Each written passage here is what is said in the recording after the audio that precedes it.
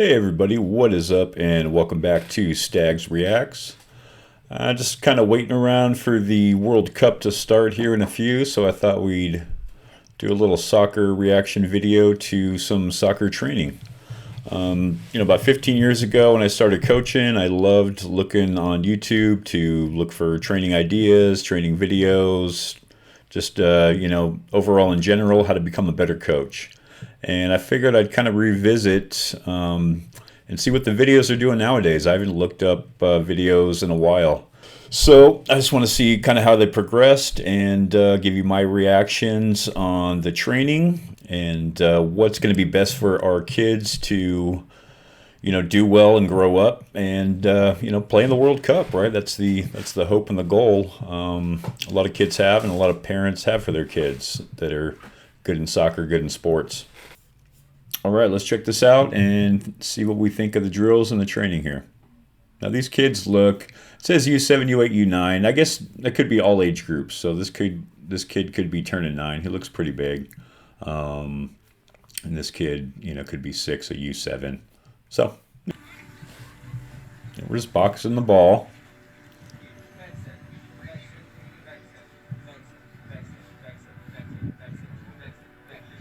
The coach is just kind of going through. I do this sometimes, like Simon says. You're just getting the kids' attention, getting the kids' focus, kind of training their brain to think about different things. They're dribbling, they're putting up the different fingers, probably doing 2 things at once. This is a different language, so I don't even know what he's saying to them. Yep, toe taps. If they're new, you start by, okay, now he's having them roll the ball.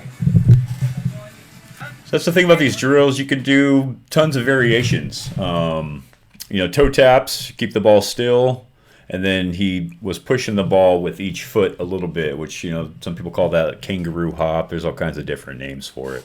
Every time I teach a move, a technique, I try to explain how that's going to work in the game, in a game-like setting, what it's for. Because somebody could say, oh, do a scissor and then move this way, or box the ball, do a pull push. But why are we doing those moves? If you don't explain that to the kids, they're not going to understand why they're even doing it. They're going to be like, oh, I can just do this cool move. Well, we're doing this because we're under pressure. We're doing this because we have time. I mean, you got to explain to them. These are cool. I like this stuff. These are great for kids, just overall, cognitive ability and all that kind of stuff. These are Brazilian toe taps. These are cool. Kids have fun. When you do this kind of stuff too, they kind of have fun doing it. So it makes training fun and not the same boring toe taps every time. And you can see some of the kids are struggling. Like the blonde kid here, he's kind of younger. He's struggling. That's fine. He's getting the movements of tapping his feet. This kid's good. He's been practicing this move for a long time. He didn't just learn that today, right? So it's a progress. It's like math class. 1 + 1 is 2, and then you move on from there. That's how you need to think of soccer and learning and developing skill. Oh, I like this drill. I do this myself. So this is just like speed training.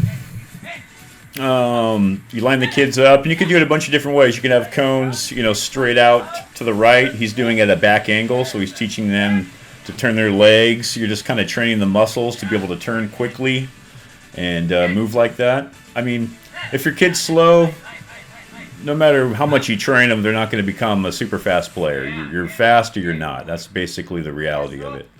But this is great for reaction speed. You're hearing the coach's voice. You're reacting to something happening. So when the ball's moving in the game, you're reacting to it. The same kind of theory, right? You're reacting to a situation. And the kids have fun with it too. When we do this, the kids have fun. They love racing each other. So there's a good speed training. You spend, 10 minutes or so doing this drill. And the kids love it.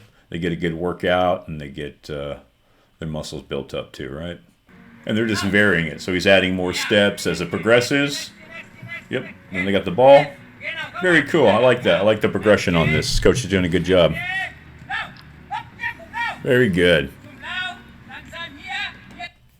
Yeah, so whenever, if you're introducing a drill, you could just do what you introduced that day, and then maybe next week you add another step to it. Or maybe the kids are good enough where you can add a step, every 2 times they go through the first part, you bring a ball into it, and then you have them do a different move with the ball the next 2 times and move on from there. So I like the progression. You should always be progressing in your practice. Get the most out of the kids. You don't want to do a drill where everybody knows how to do really easy and just spend a whole bunch of time doing that. You want to push them to improve. After you do 2 plus 2, you got to do 2 plus 3, right? So think of it in that way. It's a build up to the next step, to a harder technique, to a harder, skill you need to develop in a faster setting, a faster pace. Okay, more ball skills. They're just kind of using the... You could do this through cones. They got the poles up. It kind of mimics, a player in a way. That's the only reason for the poles. You could use cones. Doesn't really matter. These are great for ball skills, though. See, a lot of ball skills. I would have moved on. Yeah, I don't know how long they're obviously not spending, 2 minutes on each drill moving on.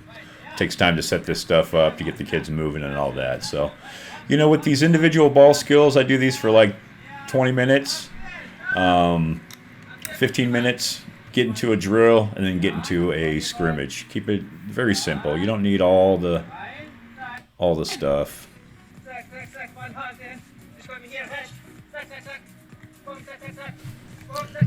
These are good. I'm going to tell you, you're not going to get, unless the kids have been playing for a while, you're not going to get them to be doing this that effective. Running through the course, but not touching the ball off their feet like that.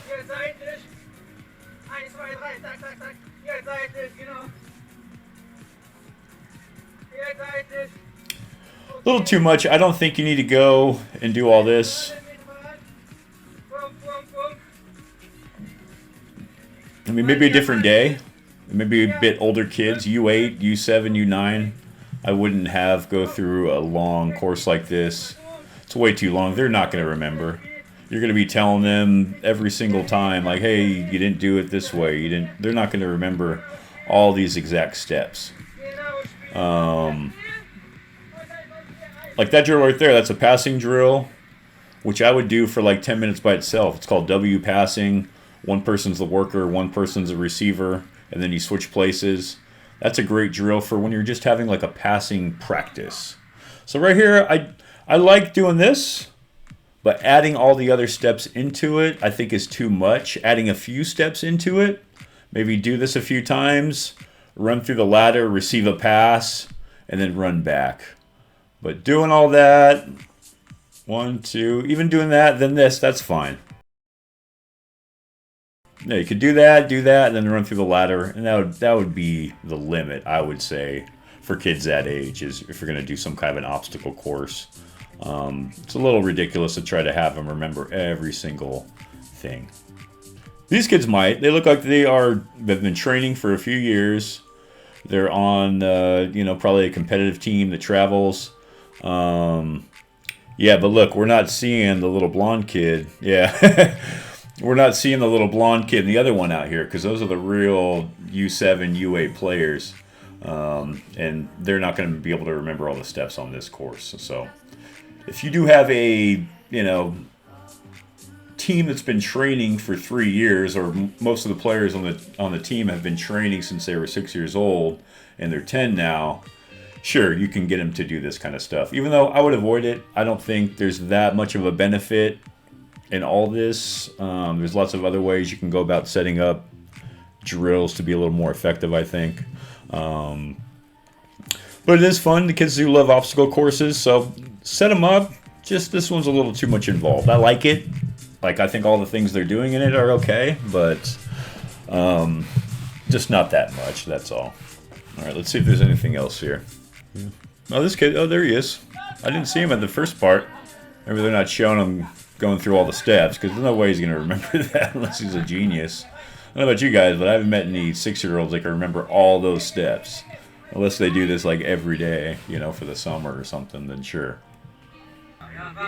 All right, so, hey, at the end of training, I always get the kids together. I tell them how I thought we did. If we had an excellent practice.